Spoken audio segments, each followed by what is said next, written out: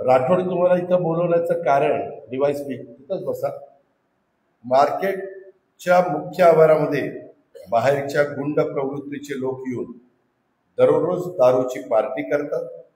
तसंच धारदार शस्त्र त्यांच्याबरोबर असतात. त्यामुळं माझे शेतकरी बांधव, व्यापारी बांधव आणि हमाल मापाडी यांच्यामध्ये दहशत निर्माण होते.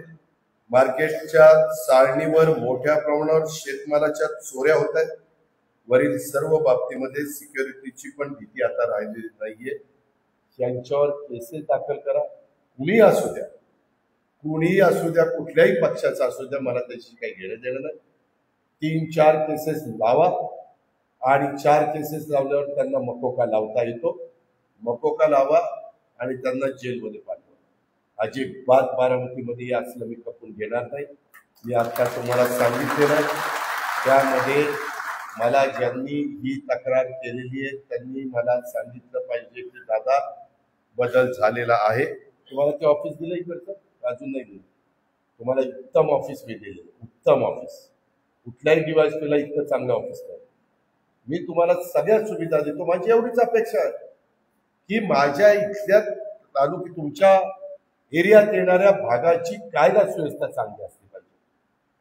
कुणाकडेही माझ्या लाडक्या बहिणींकडं, माऊलींकडं, मुलींकडं वाकड्या नजरेने कुणी बघता कामा नये आणि कुणाची दहशत आम्ही खपून घेणार नाही.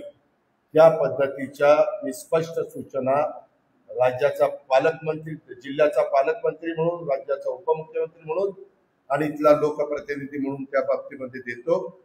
अजिबात कुणाची गय करू नका आणि ह्याला काही करून आळा हा घातलाच गेला पाहिजे. अशा प्रकारची विनंती, अशा प्रकारची सूचना मी माझ्या DYSP यांना करतोय. त्याच्यात बारामतीमध्ये हजारो लोक येऊन राहत आहेत.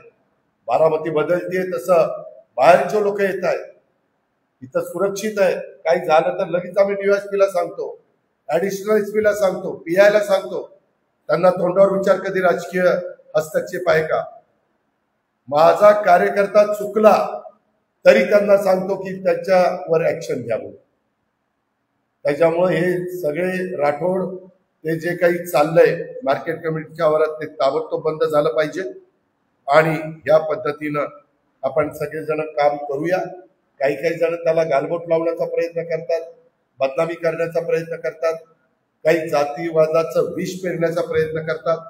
परंतु जोपर्यंत माझ्या जीवात जीव आहे तोपर्यंत कुठलाही माझ्याकडनं जातीवादाला आराम देणार नाही.